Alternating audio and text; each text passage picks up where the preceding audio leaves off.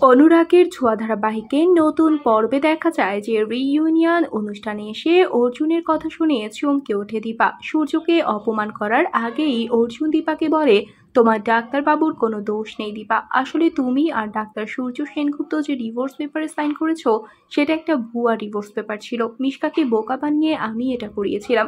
আমি তোর খোঁজে ও বাড়িতে গেলে লাবণ্য সেনগুপ্তর সাথে পরিচয় হওয়ার পর সবটা শুনে এই আইডিয়াটা দিয়েছিলাম।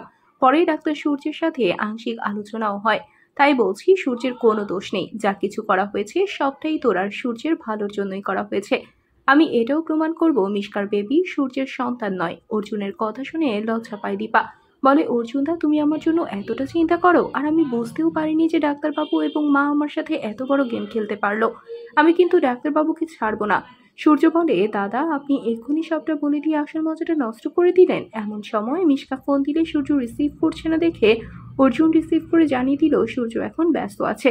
আমরা বন্ধুরা মিলে একটা পার্টিতে আছি। মিশকা মনে মনে বলে, যাক বাবা, তাও ভালো সূর্য দীপার কাছে যায়নি। তাহলে কি এভাবেই মিশকাকে একসময় ওর আসল ঠিকানায় পৌঁছে দিবে সূর্য দীপা? বন্ধুরা তোমাদের কি মনে হয়? এক্ষুনি একটি লাইক দিয়ে এবং কমেন্ট করে জানিয়ে দাও তোমাদের মতামত। ধন্যবাদ।